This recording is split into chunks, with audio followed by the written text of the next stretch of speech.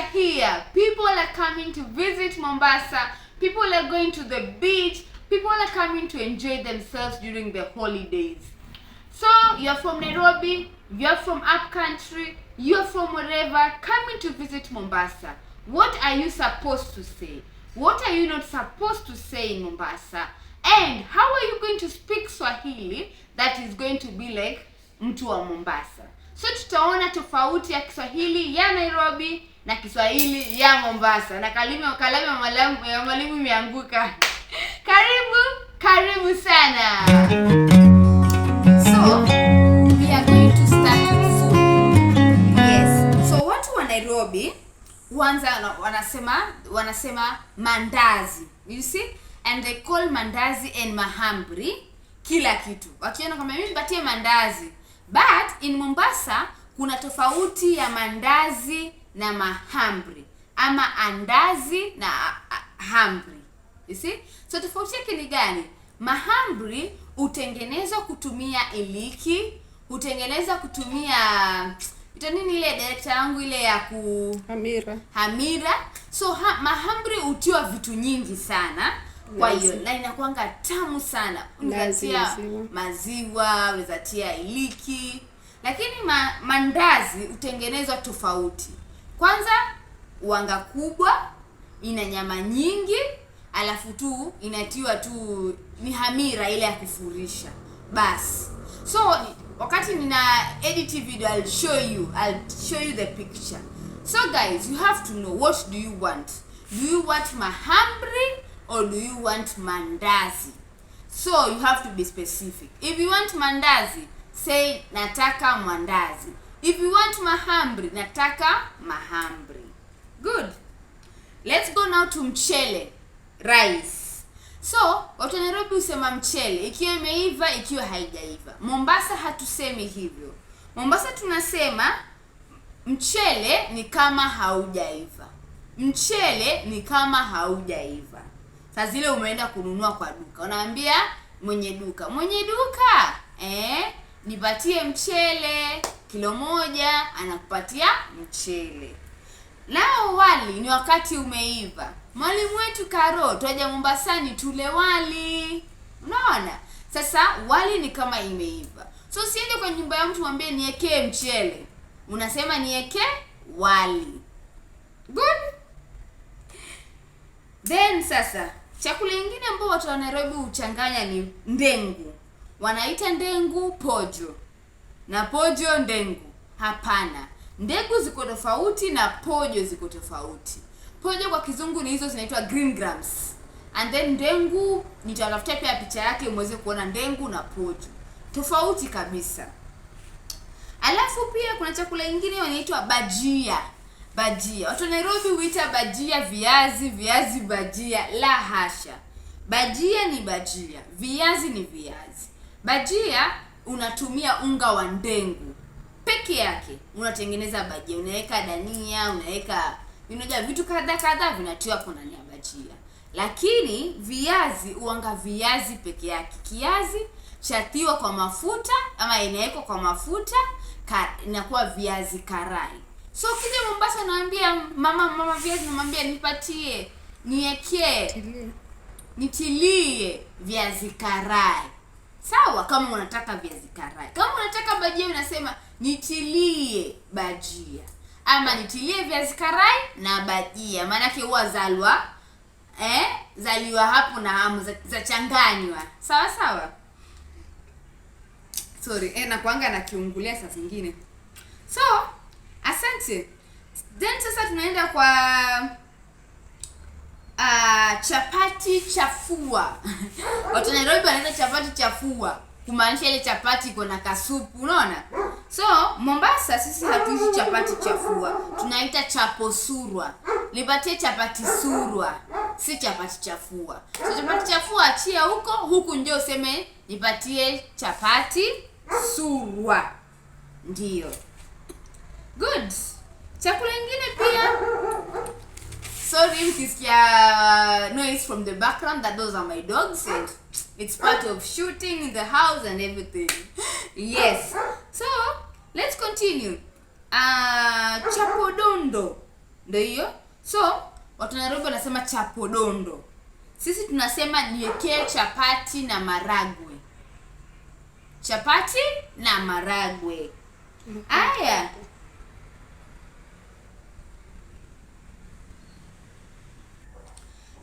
Aya. Twende kwa ugali. Ugali is also part of English, you know. So Nairobi wanasema ugali. Sisi tunasema sima. Ama huko Giriamani tunasema wari. Yes. So kile Mombasa naambia niwekee sima ama niwekee wari. And si li ni ri, wari. Sawa. Okay, and then we have strungi. Watu Nairobi wanaita strungi to mean black tea. Hapa tunaita chai rangi. Chai rangi.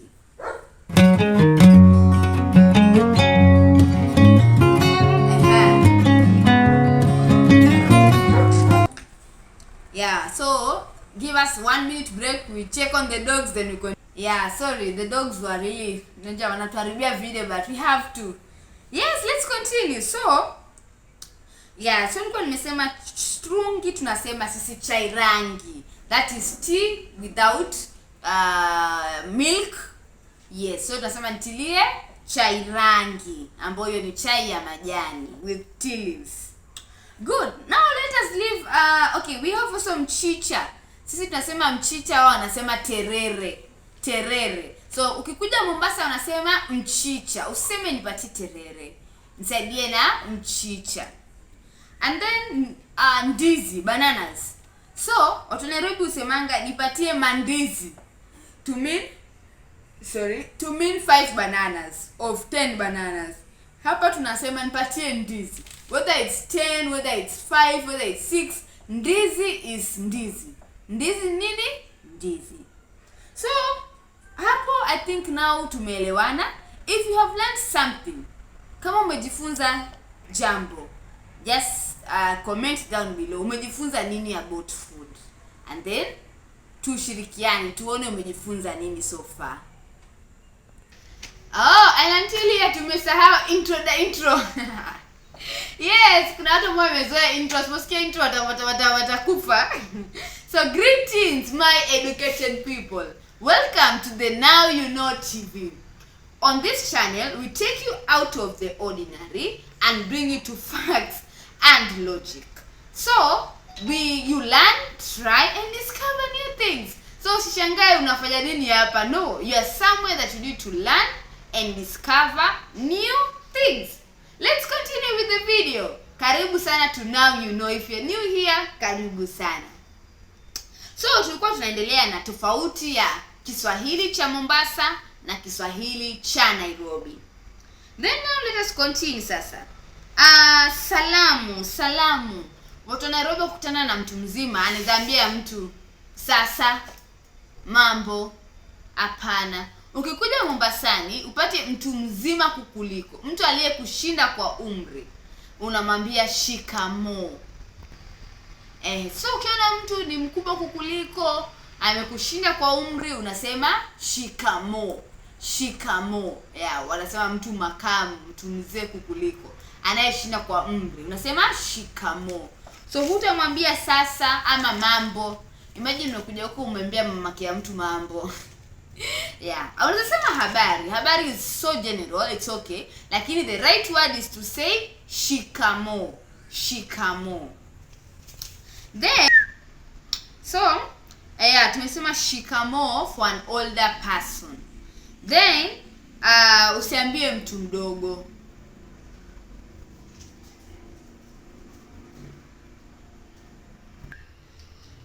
So uambii mtu mdogo shikamoo.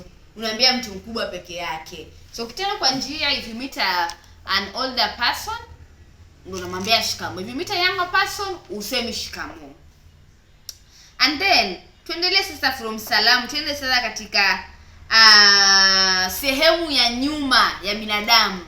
So sehemu ya nyuma ya binadamu, we call it buttocks in English, or the butt.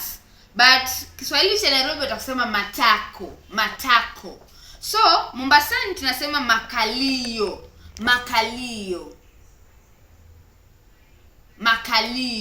So utasikia mtu akwambia makalio yangu ya uma Sasa zile umeshungwa na ile ugonjwa dengu, unasema makalio yangu ya uma, si tako langu la uma. Yeah, but although Kiswahili pia Mombasa pia huwa saa zingine watu wamekosa nidhamu. So bado nasema tu matako yangu yaniuma, maana yake matako ni matako. Lakini lugha safi na lugha hasa unapaswa tumie kufika Mombasa ni hiyo makalio. And then sasa huku inatumika pia kama salamu. Utasikia mtu akikwambia, matako wewe."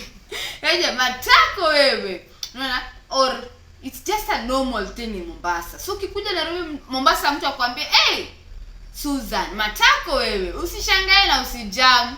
Ndio kawaida, ndio salamu. If it's a joke, anakwambia, matako. And we laugh about it.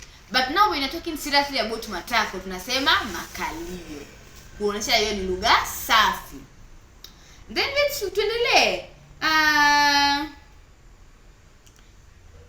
Ukikutana na mtu kwa njia, when you meet someone on the way, you greet that person. Unamsalimia. Usikose kumsalimia. Upate watchman ameketi, upate jirani amesimama, upate mtu, you always greet. Habari ya leo, hujambo, shikamoo. Habari ya leo, hujambo, shikamoo, mambo, sasa. So lazima usalimie mtu ama uamkue mtu. Ukipita na hujamkua mtu, huyo mtu hata kuongelesha. So ukienda na umesahau njia, usirudi tena kumwambia nionyeshe njia. Hutapewa njia. So ni ufanye nini? Kama umepita, pita.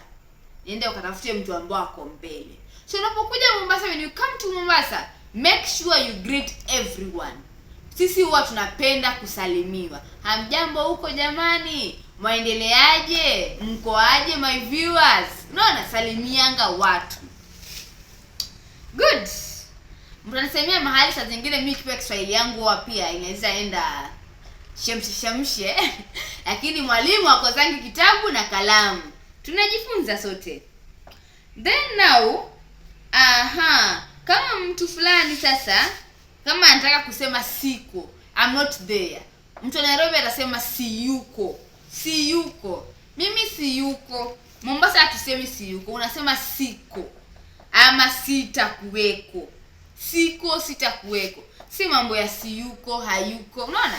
Vitu hazieleweki. Okay. And then Mombasa chakula inaponukia, when the food smells nice, unajua unasema. So so tuko katika hiyo chakula ikinukia, the aroma, when the food smells nice, tunasema chakula inanukia. Chakula inanukia, it smells nice. But Nairobi usemanga inanuka. Nasikia ule mchele wanuka. Hapana. So chakula kinanuka, chakula kinanukia. Kunuka ni harufu mbaya. So utasema takataka zinanuka, lakini chakula inanukia. Chakula hainuki, chakula inanukia. Good. And then sasa tukisikia njaa, wakati una feel njaa, watu wa Nairobi usemaga nasikia njaa. Msijenipa mimi kutoka Nairobi, lakini hivyo. So nasema nasikia njaa. Lakini Mombasa ama Kiswahili halisi ni nahisi njaa. Nahisi. Maanake kusikia ni kusikia na masikio. Lakini kuhisi ni kufeel. When you are feeling hungry, you say nahisi njaa. You see, you cannot hear hungry. You see, you cannot say I hear hungry. You say I feel hungry. So that is the word. Nasikia njaa? No. Nahisi njaa. Good. Tuendelee. Then watu Nairobi usemanga naenda ushago. Meaning that they are going to see their grandparents, they are going to up country. Mombasa tunasema naenda bara. Naenda bara. Bara now means up country. So si tutasema watu wa bara kuja, karibuni watu wa bara. Sawa? Good. And then grandma. Sisi tunamuita nyanya ama bibi. Naenda kumuona nyanya, naenda kumuona bibi, lakini watu Nairobi wanasema naenda kumuona shosh. So ukikaa Mombasa na unataka kuulizia anything about the grandma, sema nyanya hajambo ama bibi hajambo, hapo utakuwa uko correct. Then sasa kitu kingine pia Nairobi usemaga ni makucha. Makucha. Hapana. Hiyo si Kiswahili sanifu. Watu wa Mombasa wanasema kucha. Kucha. Hata iwe video. So ukisema naenda kutengeneza makucha, I'm going to do my nails, unasema naenda kutengenezwa kucha. Sio makucha. Makucha sio Kiswahili. Naenda kutengenezwa kucha. So those are some of the things, and especially how to speak Swahili ya Mombasa, jinsi ya kuongea Kiswahili cha Mombasa, na kuweko na tofauti ya Kiswahili ya Nairobi na Kiswahili ya Mombasa. I'm going to do more episodes about this. Expect more coming. I'm going to tell you what to do. Yes, because some things will confuse you when you come to Mombasa. And if it's your first time, how you're going to enjoy yourself, places that you're going to visit in Mombasa, why you should come to Mombasa. So I'll do more videos and tell you more and more, especially for this holiday season, so that you can know where to come, what to do, what not to do. Thank you so much. I hope you've learned something, my educated people. I hope there's that one thing that umejifunza, umeweza kujua. If there's something that I would like to ask you, please share this video. Just with mtu yote. If you know someone is coming to Mombasa, please share this video with that person. Itamsaidia sana. Tubadilishe Kiswahili. Kiswahili kitukuzwe. Yes. So thank you so much. And guys, now from next week, that is on Monday, nitakuwa napatia watu shout out in the video. From next week on Monday, I'll be giving shout outs. Yes, ule mtu ambaye ana comment, ana support, nitakuwa na shout outs. And then pia expect 3 videos a week, just as I said, Monday, Wednesday and Friday. Yeah, you can support me in any way you can. My number will still be in the description box if you want to support me. Yes, currently I need so many things, a microphone, just to make a video, a nice camera, just to make the video look good. So nitaekea namba yangu hapo. Anyone who feels uko na 100, 50, 1000, just support. Yes, and I'll be so happy and I'll be so grateful, because we are now to the road of 10,000. Tunaenda katika barabara ya 10,000 subscribers. So bado tuko, lakini tunaenda. Asanteni sana. Until next time, bye bye. Mwah.